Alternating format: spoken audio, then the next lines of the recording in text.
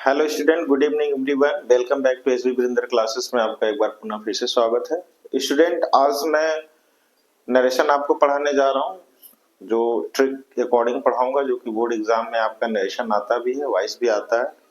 तो चलिए, मैं आज का जो मेरा टॉपिक है वो ग्रामर का, यानी कि नरेशन मैंने लिया है। ठीक है, ग्रामर का जो टॉपिक है वो नरेशन है। पहले तो ये स्टूडेंट डाल लेते हैं कि एक्चुअली यानी कि नरेशन वर्ड कहाँ से मिला। नरेशन वो वर्ड है यानी कि जो नरेट करता है, जो नहीं कि नरेटर। नरेटर वो होता है जो किसी चीज को सुनाता है, आई मीन्स कि किसी स्टोरी को सुनाने वाला नरेटर होता है, उसको कहते हैं नरेटर। यानी कि किसी के द्वारा किसी चीज को वर्णन करना, यानी उसको क्या करना, डिस्क्राइब करना, वो नरेटर होता है। नरेटर वर्ड से नरेशन बना। ठीक है, तो इसे कहते हैं नरेशन। यानी कि ये है नरेशन, यानी कि इसका मतलब वो कि वो किसी के बारे में आपको बता रहा है, वो भी डिटेल बताएगा। ठीक है, तो नरेटर की बात कर लेते हैं। तो नरेटर यानी कि नरेटर हुआ कैसे नरेटर, चलिए ठीक है, हम बात करते हैं नरेशन। ठीक है, नरेटर वर्ड से नरेशन बना। और नरेशन नरेशन हमें क्या दिया? नरेशन ने हमें दिया स्टेटमेंट। नरेशन हमें स्टूडेंट क्या दिया? स्टेटमेंट दिया। और स्टेटमेंट के आपके दो पार्ट होते हैं, देयर आर टू पार्ट्स। ठीक है, नरेट यानी कि स्टेटमेंट। स्टेटमेंट वो होता है जो किसी के बारे में कहा जाता है, किसी के बारे में बोला जाता है।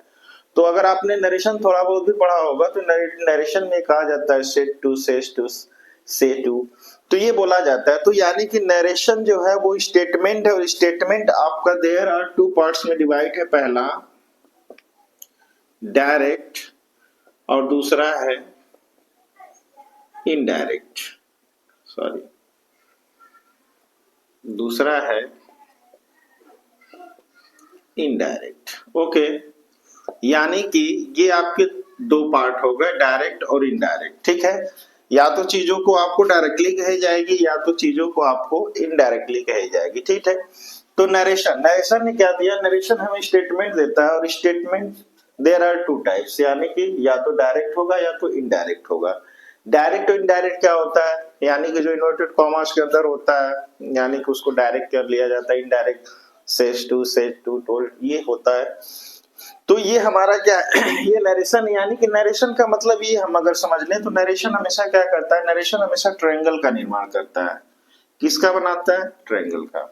ये हमेशा ट्रायंगल बनाता है। ट्रायंगल इसलिए स्टूडेंट बनाता है कि नरेशन हमेशा तीन लोग इन्वॉल्व होते हैं, ए, बी और सी।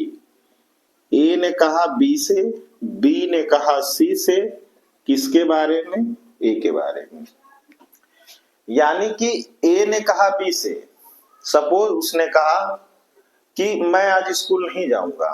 ठीक है, तो बी ने तुरंत क्या किया? बी ने तुरंत चुगली की सी से कहा, क्या कहा?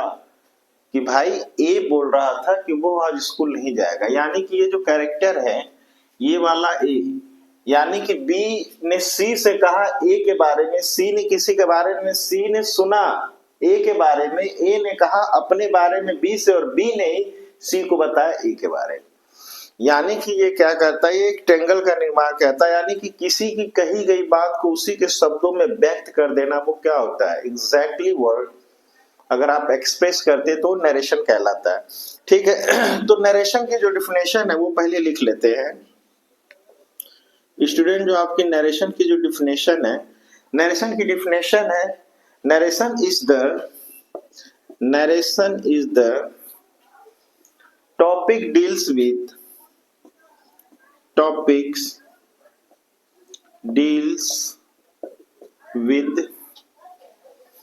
the study of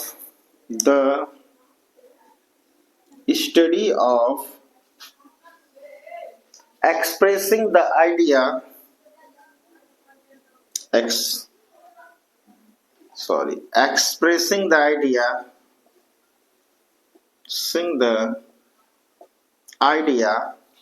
expressing the idea of speaker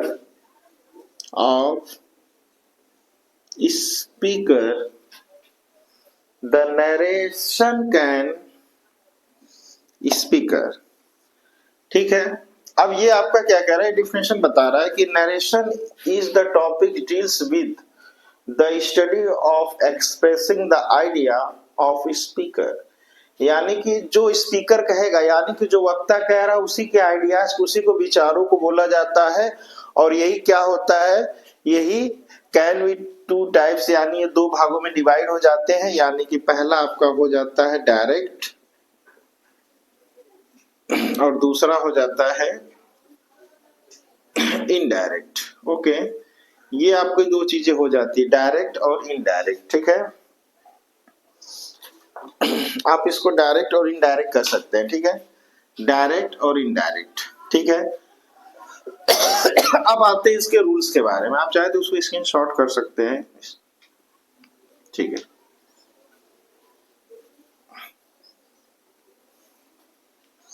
ठीक है, अब बात करते हैं नरेशन की। नरेशन की बात क्या करते हैं, डायरेक्ट स्पीच, ठीक है, indirect speech. Direct speech, indirect speech, चलिए इसमें कह रहा है जब वक्ता के कथन को उसी के शब्दों में व्यक्त कर दिया जाए तो वो क्या कहलाता है, डायरेक्ट। यानी कि जो स्पीकर है exact word, the speaker speak the exact word, यानी उसकी उसी के शब्दों में व्यक्त कर देना, वो क्या कहलाता है, वो नरेशन कहलाता है। यानी कि आपका क्या कहलाता है, डायरेक्ट स्पीच रहता है। इनडायरेक्ट में कह रहा है जब वक्ता के कथन को उसी के शब्दों में व्यक्त न करके उसी के सारांश या सेंस में लेकर अपने शब्दों में व्यक्त कर, यानी कि एग्जैक्टली उसके वर्ड को न कहकर अपने वर्डों में कह देना, वो क्या कहलाता है, इनडायरेक्ट स्पीच कहलाता है। ठीक है, अब इसके जो आपके जो इसके जो फॉर्मेट होते हैं, इसके जो फॉर्मेट हैं, subject plus verb, single word comma double word comma के अंदर, subject verb plus other word या ऑब्जेक्ट, इन्वर्टेड कॉमा क्लोज।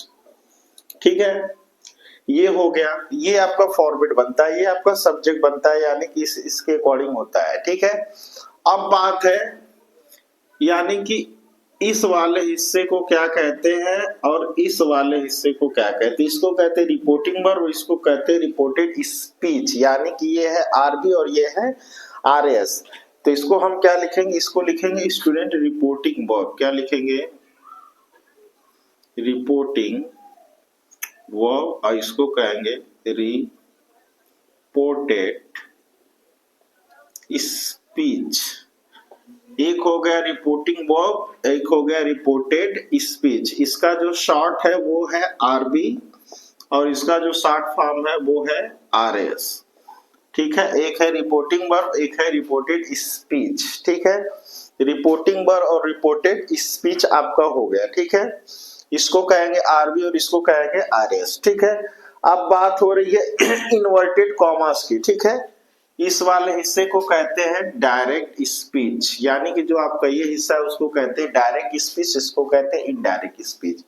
अब बात है, अब सेकंड जो मतलब है, यानी कि इन्वर्टेड कॉमास के अंदर जो चीजें होती है, ये आपका इन्वर्टेड कॉमा है।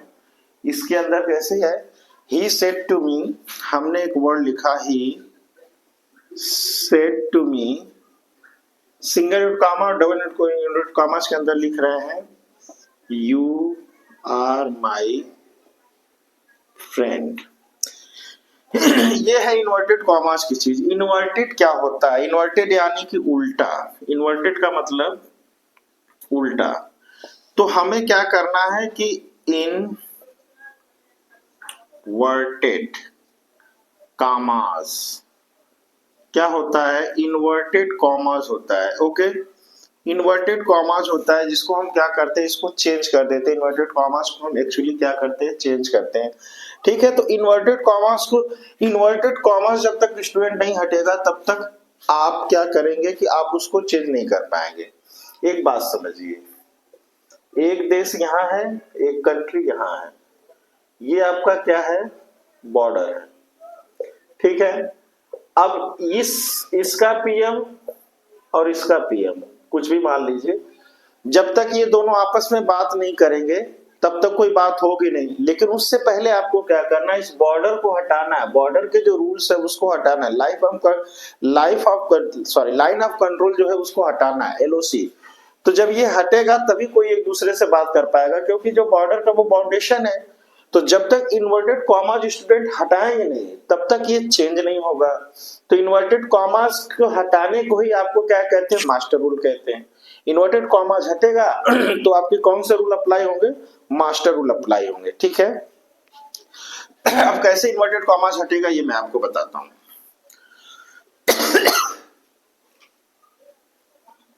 ठीक है, इन्वर्टेड कॉमास कैसे हटेगा, ठीक है।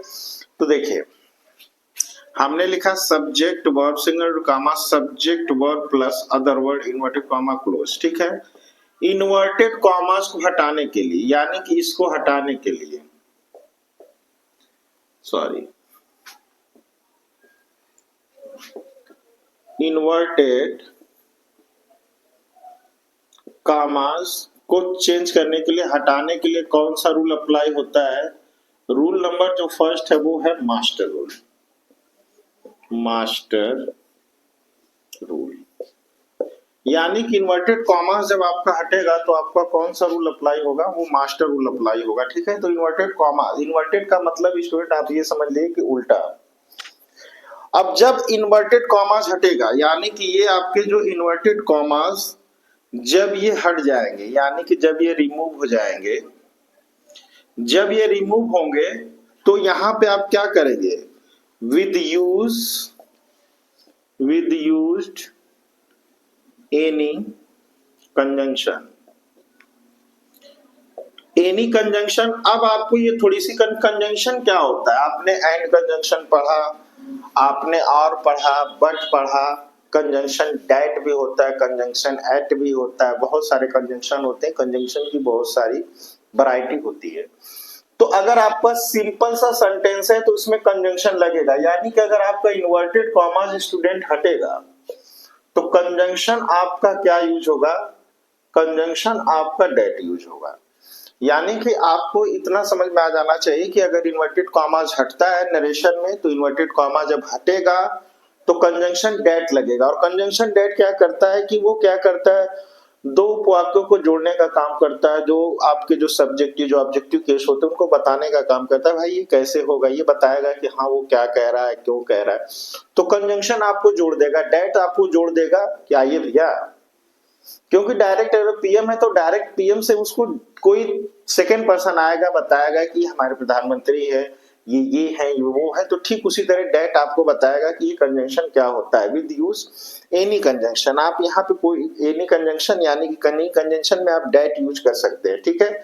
अब ये वाला जो हिस्सा है, यानी कि इस वाला हिस्सा, ये वाला फ्री हो जाएगा, ये वाला हिस्सा स्टूडेंट क्या हो जाएगा, ये फ्री हो जाएगा। और फ्री जब होगा तो ये एनी टेंस में हो सकता है, किस में हो सकता है, एनी टेंस में।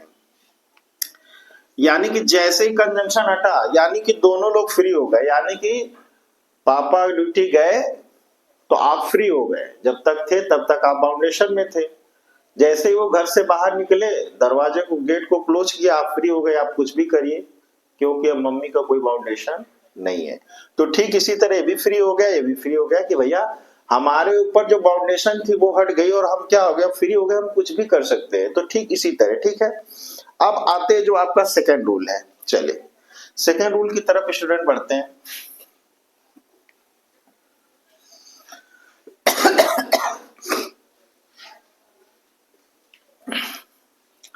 सेकेंड रूल आपका है, यानी कि फर्स्ट रूल आपका क्या था, मास्टर रूल। यानी कि जो आपका फर्स्ट रूल था वो हमने बताया मास्टर रूल। इसको मास्टर इसलिए कहा जा रहा है भाई, जब तक बाउंडेशन हटेगी नहीं तब तक कुछ होगा नहीं। सेकेंड रूल क्या है, सेकेंड रूल आपका क्या है कि चेंज कैसे होगा। यानी कि जो आपका सेकेंड रूल है, जो आपका सेकेंड रूल है वो कैसे, तो subject plus verb single inverted comma double inverted comma, subject verb plus other word inverted comma close, ठीक है। अब क्या होगा, अब जब ये क्या होगा, अब ये चेंज होगा, ठीक है। अब देखिए ये वाला हिस्सा चेंज होगा, ठीक है। मैं थोड़ा दूर लिख देता हूं, डबल इन्वर्टेड कॉमास के अंदर subject plus verb plus other word, ठीक है, इन्वर्टेड कॉमा क्लोज हो गया, ठीक है। अब हिस्सा क्या है, ये वाला होगा चेंज अकॉर्डिंग टू, हमने बताया कि ये आपका क्या है, ये है आरबी यानी कि रिपोर्टिंग वर्ड, और ये आपका क्या है आरएस यानी कि रिपोर्टेड स्पीच। आप चाहें तो एक बार फिर से लिख सकते हैं, रिपोर्टिंग वर्ब, और ये क्या है, रिपोर्टेड स्पीच। क्या है, रिपोर्टेड स्पीच। ओके स्टूडेंट, ये क्या है, रिपोर्टेड स्पीच है, एक आपका रिपोर्टिंग वर्ब है। अब यहाँ पे आपका जो सेकेंड रूल है, इसी सेकेंड रूल को हम कहते हैं स्पेसिफिक रूल। क्या कहते हैं, स्पेसिफिक रूल। स्पेसिफिक रूल को ही स्पेशल रूल कहा जाता है। आप इसको चाहे तो स्पेशल रूल भी लिख सकते हैं, स्पेसिफिक रूल भी लिख सकते हैं। अब क्या है कि अब बंदा फ्री हो गया, इन्वर्टेड कॉमा हट गया, अब ये वाला होगा चेंज। तो याद रखिएगा, जो अब इसी को, ये क्या है, यही डायरेक्ट स्पीच है, और ये वाला क्या है, इनडायरेक्ट। ठीक है, इसको कहते हैं इनडायरेक्ट और इसको कहते हैं डायरेक्ट स्पीच। ठीक है, तो इनडायरेक्ट का जो स्पीच यानी कि क्या है, ये है इनडायरेक्ट, ये है डायरेक्ट स्पीच। तो अब जो रिपोर्टिंग वर्ब का सब्जेक्ट, वो रिपोर्टेड स्पीच के सब्जेक्ट को चेंज करेगा। रिपोर्टिंग वर्ब का जो वर्ब है वो रिपोर्टेड स्पीच के वर्ब को चेंज करेगा। यानी कि आप ये समझिए कि यहाँ पे एक आपका मेल है और एक आपका फीमेल है। तो मेल मेल के पास जाएगा और फीमेल फीमेल के पास जाएगा। यानी कि अगर आपने पढ़ा होगा, अगर सब्जेक्ट सिंगुलर है तो आने वाला वर्ब भी क्या होता है, सिंगुलर होता है। सब्जेक्ट अगर प्लूरल है तो आने वाला वर्ब भी क्या होता है, प्लूरल होता है। ठीक है, ये तो आपकी वर्ब की बात है, लेकिन यहाँ पे बात क्या है कि अगर व्यक्ति है, अगर कोई मैन है तो वो मैन से ही बात करेगा, कोई अगर वुमेन है तो वुमेन ही बात करेगी। यानी कि सब्जेक्ट वर्ब के पास नहीं जाएगा और वर्ब सब्जेक्ट के पास नहीं जाएगा। तो इसी रूल को हम स्पेसिफिक रूल कहते हैं। यानी कि आप इसको ये भी कह सकते हैं कि ये कौन से रूल है, ये आपके क्या है, ये स्पेसिफिक रूल है, इसको स्पेशल रूल भी कहा जाता है। यानी कि रिपोर्टिंग वर्ब का सब्जेक्ट रिपोर्टिंग स्पीच के सब्जेक्ट को चेंज करेगा, रिपोर्टिंग वर्ब का जो वर्ब है वो रिपोर्टेड स्पीच के वर्ब को चेंज करेगा। ठीक है, अदरवाइज जो रूल्स है वो मैं आपको आगे भी बताऊंगा। यानी कि आपका जो सेकेंड रूल कौन सा हो गया, सेकेंड रूल आपका जो हो गया वो सेकेंड रूल हो गया इस स्पेसिफिक रूल। ठीक है, ये आपके सेकेंड रूल हो गए। अगर इतनी बातें आपको समझ में आ रही है तो मैं आगे चलता हूं। ठीक है, अब आगे क्या आपको करना है, चलिए इसको मैं, आप चाहे तो इसको स्क्रीनशॉट कर सकते हैं।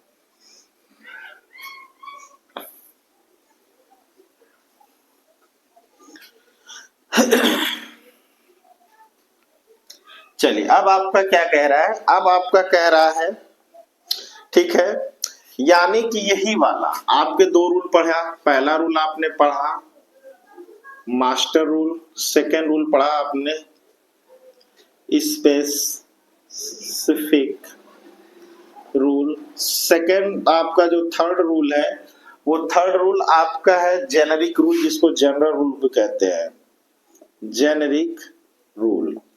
यानी कि यही जो आपका सब्जेक्ट है ये क्या करेगा, ये वर्ब यानी सब्जेक्ट सब्जेक्ट को चेंज करेगा, वो वर्ब को चेंज करेगा। तो ये आपका जेनेरिक रूल बन जाता है। इसी रूल के अकॉर्डिंग हम चीजों को क्या करते हैं, चेंज करते हैं। ठीक है, आइए नोट में आप चाहे तो लिख सकते हैं, आप नोट में दो चीजें चाहे तो एक चीज लिख सकते हैं, जैसे कि there are three types, there are three types, there are three types rules for changing, rules for changing indirect to direct speech। Okay, ये आप चाहे तो लिख सकते हैं। यानी कि ये रूल आपके क्या होते हैं, ये रूल आपके फॉलो होते हैं। ठीक है, तो आपके तीन रूल मैंने बता दिए। ठीक है, अब आपको क्या करना है, अब आपको मैं एग्जाम्पल के थ्रू बताता हूं। एग्जाम्पल, ठीक है, एग्जाम्पल एक छोटा सा मैंने लिया है, छोटा सा एग्जाम्पल, फिर उसके बाद आपको और चीजें बताऊंगा। एग्जाम्पल है ही सेज टू मी, चलिए एग्जाम्पल ले लेते हैं। He says to me, single quote comma double quote comma के अंदर होगा, यू आर माई फ्रेंड। क्या है, you are my friend, inverted comma close. कह रहा है he says to me you are my friend, ठीक है। अब देखिए ही सेज, ये क्या है, ये है आरबी और ये क्या है आरएस। इसी को कहते हैं डायरेक्ट स्पीच और इसको कहते हैं इनडायरेक्ट स्पीच, ठीक है। ये आपका हो गया। अब इसको हमको चेंज करना है, तो हमने बताया कि सब्जेक्ट सब्जेक्ट को चेंज करेगा, वर्ब वर्ब को चेंज करेगा, ठीक है। अगर सेकंड पर्सन अगर आपका यू है तो यू हमेशा किससे चेंज होता है, ऑब्जेक्ट के अकॉर्डिंग चेंज हो जाता है। तो यहाँ पे मी का काम कर रहा है, ऑब्जेक्ट का काम कर रहा है। तो जब इसको हम चेंज करेंगे, ही सेज को सेज ही रहने देते हैं, ही सेज, टू हट जाएगा, रिमूव हो जाएगा, ही सेज मी। कंजंक्शन क्या हमको लगाना है, डेट लगा दिया, आपको बताया था कि कंजंक्शन हमको क्या लगाना है, डेट लगाना, ही सेज टू मी। अब क्या हो गया, कंजंक्शन डेट लग गया। यूज आपका कौन सा पर्सन, सेकंड पर्सन।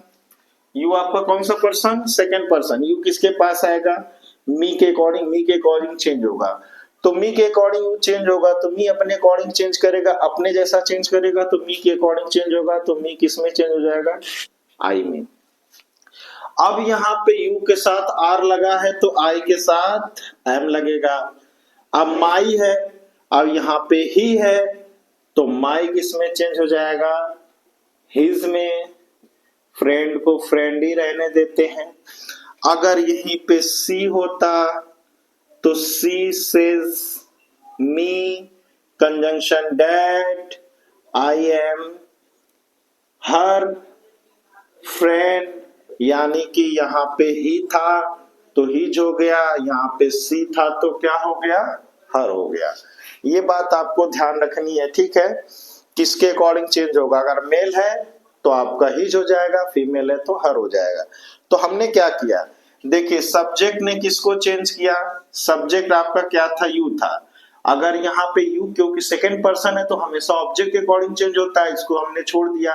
अब यहाँ पे मी था तो मी को देखा तो मी के अकॉर्डिंग हमने क्या किया, यू को आई में चेंज कर दिया। यू के साथ यहाँ पे आर लग रहा था तो हमने यहाँ पे एम लगा दिया। अब यहाँ पे माई था तो हमने देखा कि यहाँ पे ही है तो माई को किस में चेंज कर दिया, हिज में चेंज कर दिया। फ्रेंड को फ्रेंड रहने दिया। कंजंक्शन यानी कि इन्वर्टेड कॉमा हटाया, इन्वर्टेड कॉमा हटा तो कंजंक्शन क्या लगा, ये आपका क्या है, कंजंक्शन है। ये आपका स्टूडेंट क्या है, ये आपका कंजंक्शन है, ठीक है।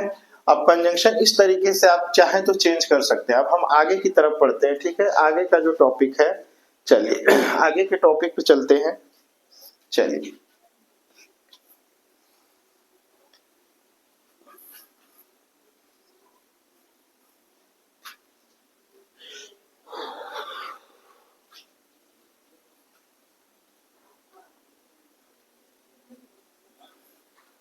चलिए आगे आपका क्या है, आगे आपका है यानी कि अब है असर्टिव सेंटेंसेस, ठीक है। असर्टिव सेंटेंसेस, ठीक है। पहला आपका क्या है, इसमें रूल्स में ही असर्टिव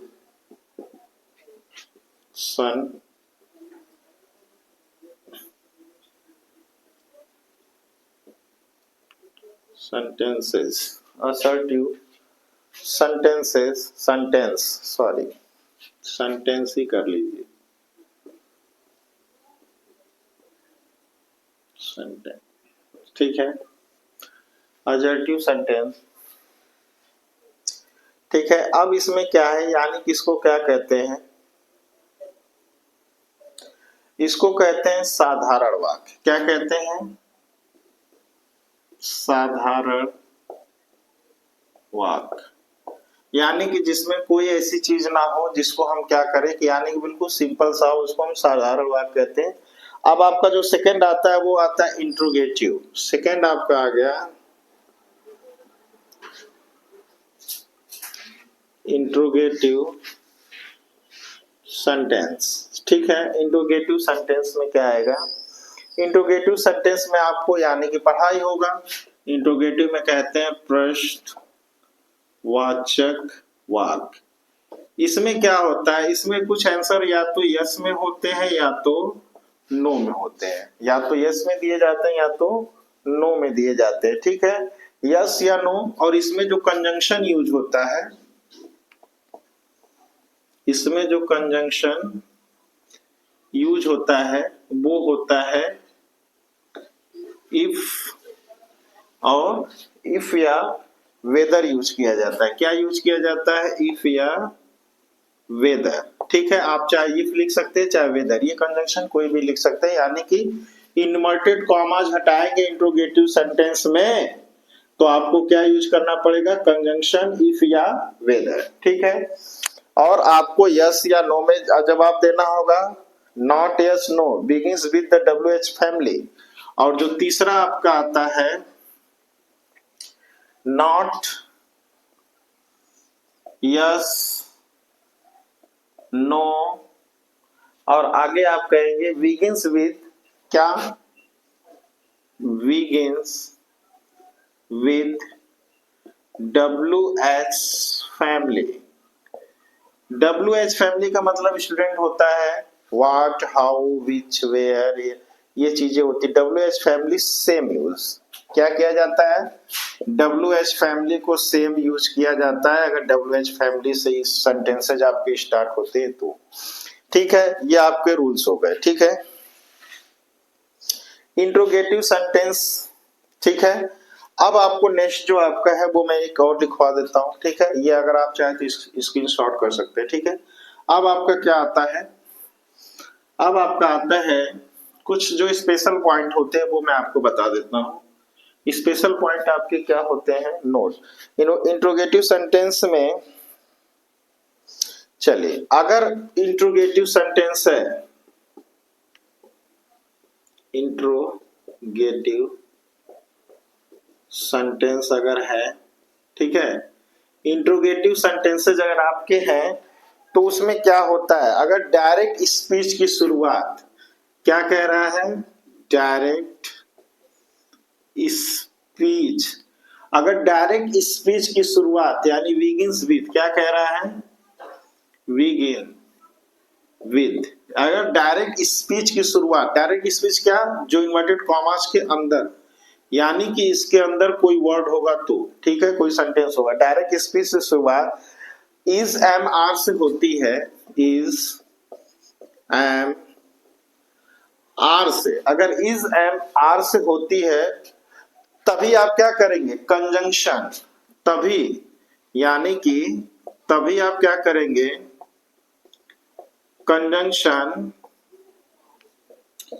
इफ या वेदर का यूज करेंगे। इस बात का ध्यान रखिए, अगर डायरेक्ट स्पीच में अगर आर से शुरुआत होती है, इस से शुरुआत होती है और एम से शुरुआत होती है तभी आप कंजंक्शन कौन सा? इफ या वेदर का यूज करेंगे। ये बात आप बिल्कुल ध्यान रखिए कि अगर डायरेक्ट स्पीच की शुरुआत इन्वर्टेड कॉमास के, जो डबल इन्वर्टेड कॉमास के अंदर की जो चीजें हैं, अगर वो इज एम आर से शुरू हो रही है तो तभी आप क्या करेंगे? कंजंक्शन का यूज करेंगे। अगर इज एम आर का यूज नहीं हो रहा है, कोई WH फैमिली का यूज हो रहा है तो आप उसको चेंज ना ही करें तो बेहतर है। ठीक है, नेक्स्ट अगर कह रहा है नहीं तो ना करें। अगर WH फैमिली की शुरुआत, यानी कि अगर कह रहा है direct speech, direct speech begins with, begin with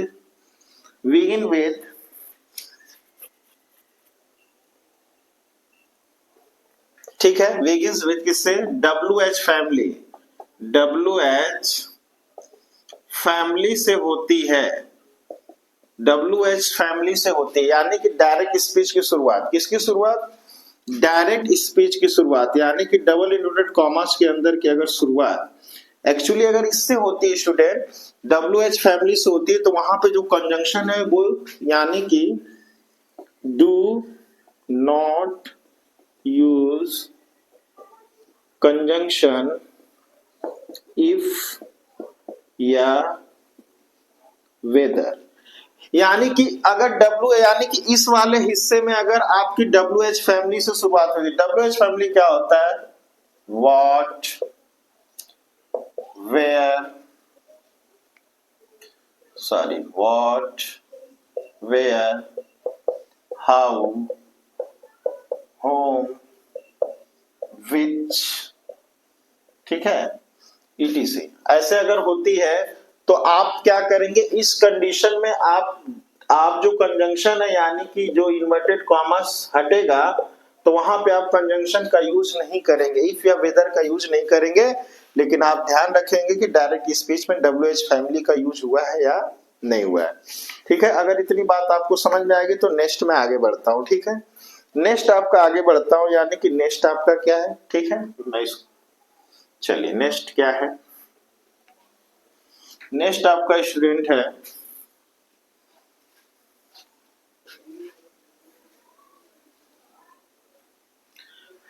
next आपका है थर्ड वाला इंपरेटिव सेंटेंस। क्या है इंपरेटिव सेंटेंस,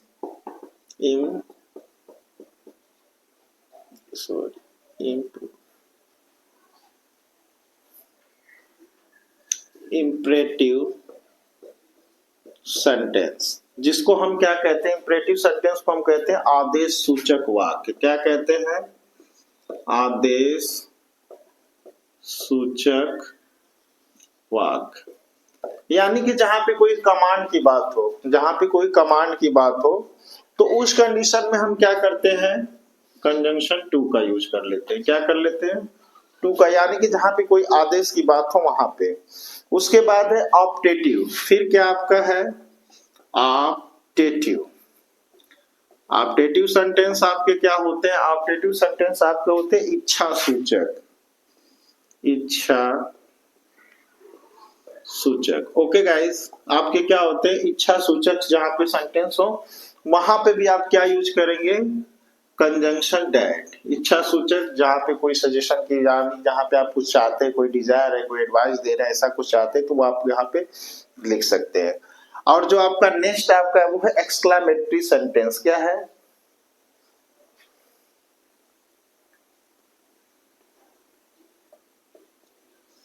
ट्री सेंटेंस। ठीक है, क्या है एक्सक्लेमेटरी,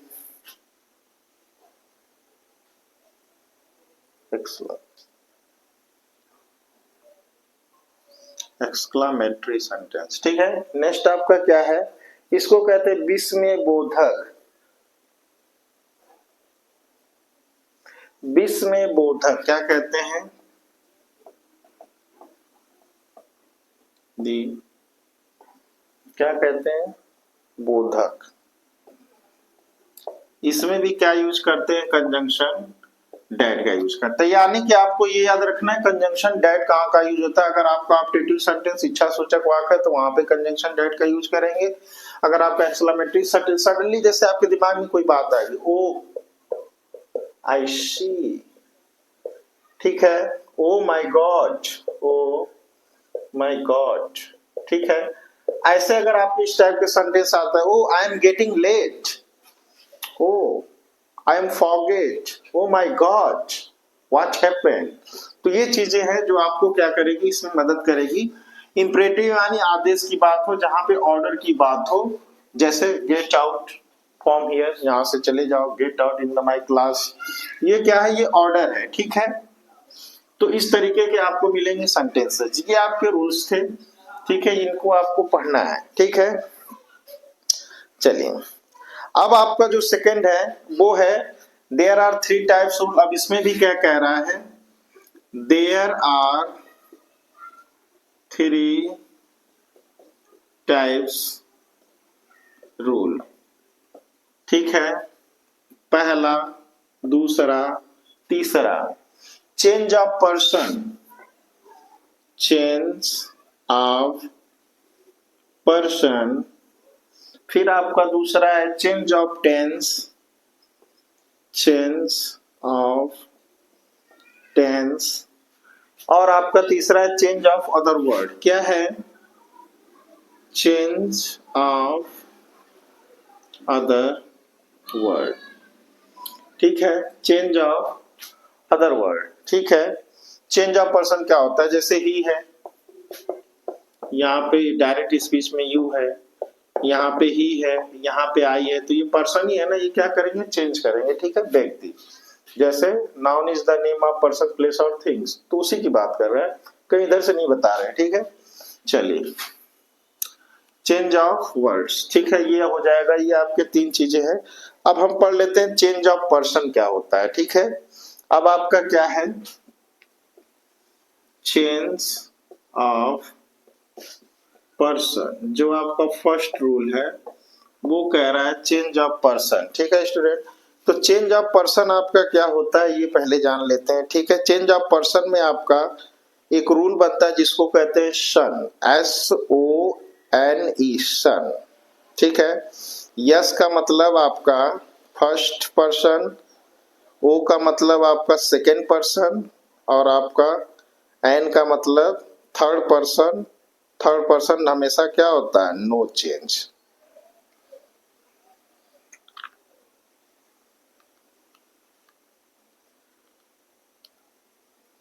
ठीक है। अब आपका क्या है, हमने एक रूल बता रहा है, क्या बता रहे हैं, सन, क्या बता रहे हैं,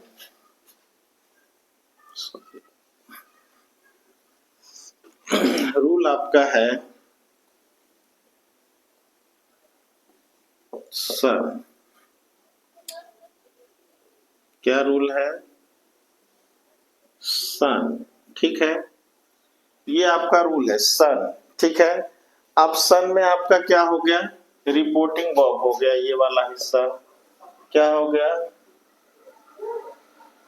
रिपोर्टिंग वर्ब, ठीक है। सन यानी कि फर्स्ट पर्सन, ये हो गया सेकेंड पर्सन, ये हो गया थर्ड पर्सन, क्या होता है, नो चेंज। यानी कि थर्ड पर्सन आपका कभी चेंज नहीं होता है, first person, second person, third person, ठीक है। चेंज आपका क्या होता है, ये वाला चेंज होगा, यानी कि आपका सब्जेक्ट चेंज होगा, ये वाला जो आपका ऑब्जेक्ट है ये चेंज होगा, ठीक है। ये जो है इसको कहते हैं नो चेंज, क्या हो जाएगा, नो चेंज।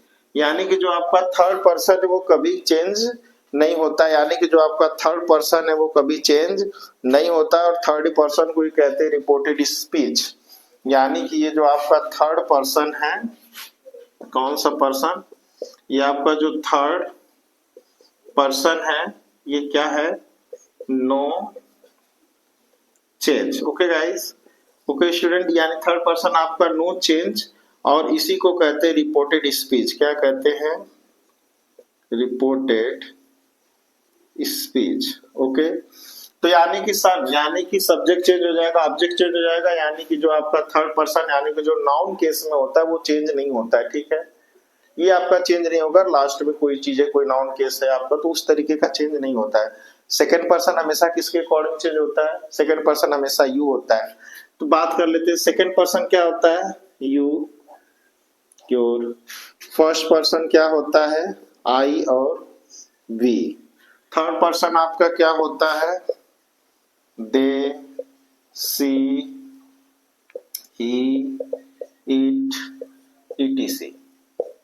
ये आपके थर्ड पर्सन होते हैं और ये आपके क्या होते हैं, ये कभी चेंज नहीं होते हैं, ठीक है। अब आपका जो एग्जाम्पल मैं आपको एक बता दूं, एग्जाम्पल के थ्रू फिर आपको और एक रूल बताऊंगा, ठीक है। ये आपका हो गया, चाहे तो आप चलिए, क्या होता है चेंज ऑफ पर्सन, क्या होता है, व्यक्ति को चेंज करना। पर्सन का मतलब जैसे हमने कहा, he says I am a teacher, ठीक है। He says I am a teacher, he says single dot comma double comma में I am a teacher, inverted comma close कर दिया। ये कह रहा है कि सी, एग्जाम्पल आपका है, he says I am a teacher, ये कह रहा है he says I am a teacher. तो हमने ही को ही रहने दिया, ही सेज, ठीक है।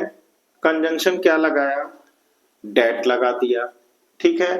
अब आई आपका कौन सा पर्सन, फर्स्ट पर्सन, ही आपका कौन सा पर्सन, थर्ड पर्सन।